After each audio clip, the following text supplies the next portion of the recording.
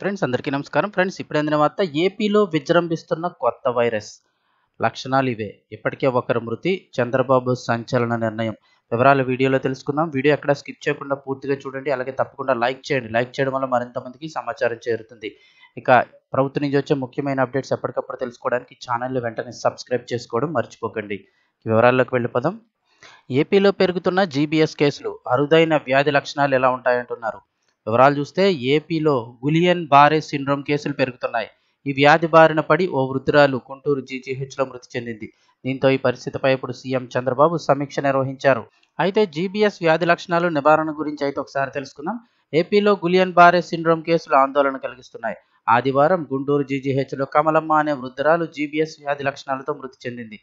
ప్రభుత్వ లెక్కల ప్రకారం రాష్ట్రంలో ఇప్పటికే 17 జీబీఎస్ కేసులు నమోదవ్వగా, అనధికారికంగా చూస్తే పదుల సంఖ్యలో కేసులు నమోదవుతున్నట్లుగా తెలుస్తోంది. ఈ వ్యాధి అంటువ్యాధి అయితే కాదని, ప్రజలు ఆందోళన చెందాల్సిన అవసరం లేదని ప్రభుత్వం ప్రకటించింది. లక్షల్లో ఒకరికి వచ్చే వ్యాధి ఇటీవల కాలంలో పెరుగుతూ ఉండడంతో ప్రజల్లో ఆందోళన వ్యక్తమవుతోంది. దీంతో రాష్ట్ర ప్రభుత్వం అలర్ట్ అయింది. తాజా పరిస్థితిని పరిశీలిస్తోంది. ఏపీలోని 6 జిల్లాల్లో జీబీఎస్ కేసులు నమోదైనట్లు వైద్య ఆరోగ్య శాఖ అధికారులు గుర్తించారు. విజయనగరం, విజయవాడ, అనంతపురంలో ఒక్కో కేసు, అలాగే కాకినాడలో 4 కేసులు, గుంటూరు, విశాఖ జిల్లాలో 5 చొప్పున జీబీఎస్ కేసులు నమోదయ్యాయి. సీఎం చంద్రబాబు గులియన్ బారే సిండ్రోమ్పై సోమవారం సమీక్షా సమావేశం నిర్వహించారు.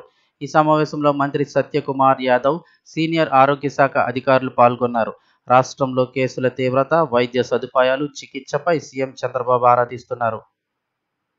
అసలు ఈ గులియన్ బారే సిండ్రోమ్ అంటే ఏమిటి అంటే, ఇది చాలా అరుదైన వ్యాధిని, ఈ వ్యాధిలో రోగనిరోధక వ్యవస్థ, నాడీ వ్యవస్థపై దాడి చేస్తుందని, బ్యాక్టీరియల్ లేదా వైరల్ ఇన్ఫెక్షన్ లేదా కొన్నిసార్లు టీకా వికటించుకోవడం పరిస్థితికి దారితీస్తుంది. శరీరంలోని రోగ నిరోధక వ్యవస్థ దాని పరిధిలోని నరాలపై అటాక్ చేస్తుంది.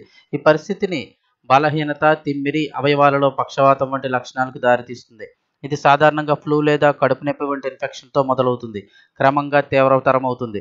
క్రమంగా రోగి కదిలే సామర్థ్యాన్ని కోల్పోతాడు. జీబీఎస్ అనేక రకాల లక్షణాలను కలిగి ఉంటుందని, వీటిలో బలహీనత, తిమ్మిరి వంటివి సాధారణ లక్షణాలు. ఇక అలాగే కాళ్ళలో ప్రారంభమై చేతులు, ముఖానికి వ్యాపిస్తాయి. నడవడానికి ఇబ్బంది, కండరాల నొప్పి ఉంటాయి. వ్యాధి తీవ్రమైన సందర్భాల్లో పక్షవాతం కూడా రావచ్చు. ఈ లక్షణాలు సాధారణంగా అకస్మాత్తుగా ప్రారంభమవుతాయని చెప్తున్నారు. గంటలు లేదా రోజుల్లో వేగంగా తీవ్రతరం అవుతాయి. నేషనల్ లైబ్రరీ ఆఫ్ మెడిసిన్ ప్రకారం జీబీఎస్లో కనిపించే మరికొన్ని లక్షణాలు కూడా వివరించారు. చేతి వేళ్లు, కాలి వేళ్లు, చీలమండలు లేదా మణికట్టులో సూదులతో గుచ్చిన అనుభూతి కలుగుతుంది. కాళ్ళలో బలహీనత క్రమంగా శరీరం పైభాగానికి వ్యాపించడం జరుగుతుంది. ఇక నడవడానికి లేదా మెట్లు ఎక్కడానికి ఇబ్బంది పడడం, మాట్లాడడం, నమలడం లేదా మింగడం వంటి ముఖ కదలికలతో సమస్యలు, దృష్టి సమస్యలు, కళ్ళు కదలలేకపోవడం, తీవ్రమైన నొప్పి లేదా తిమ్మిరి లాంటి అనుభూతి రాత్రిపూట తీవ్రతరం అవుతుంది.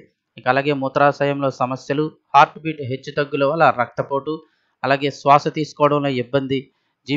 ఇవన్నీ కూడా జీబీఎస్ సోకిన వ్యక్తుల్లో సాధారణ లక్షణాల కింద ప్రారంభమై 2 వారాల్లోపు అత్యంత తీవ్రమైన బలహీనతనైతే ఎదుర్కొంటూ ఉంటారు. దీనికి మరి నివారణ లేదా అంటే, జీబీఎస్ను పూర్తిగా నివారించలేకపోయినప్పటికీ దానిని ప్రేరేపించే ఇన్ఫెక్షన్ల ప్రమాదాన్ని తగ్గించవచ్చు అంటున్నారు.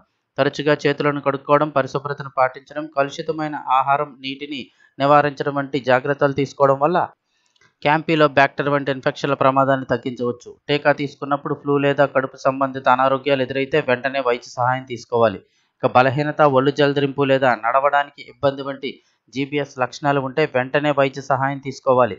ముఖ్యంగా చూస్తే తొలి దశలోనే వ్యాధిని గుర్తించి చికిత్స అందజేస్తే మెరుగైన ఫలితాలు ఉంటాయని వైద్యులు చెబుతున్నారు. ఈ వ్యాధి చికిత్సలో ఇమ్యూనోగ్లోబిన్ థెరపీ లేదా ప్లాస్మా ఎక్స్చేంజ్ వంటివి ఉన్నాయి.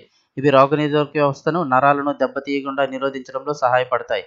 వ్యాధి తీవ్రమైన సందర్భాల్లో కోలుకోవడానికి శ్వాస మద్దతు లేదా శారీరక చికిత్స అవసరమవుతుంది. అంటే వెంటిలేటర్పై కూడా పెట్టే అవకాశం అయితే ఉంటుందని అయితే చెప్తున్నారు. అలాంటి చికిత్స కూడా అవసరం అవుతుందని చెప్తున్నారు.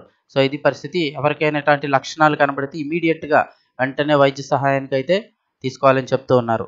వీడియో తప్పకుండా లైక్ చేయండి. లైక్ చేయడం వల్ల మరింత మందికి సమాచారం అయితే చేరుతుంది.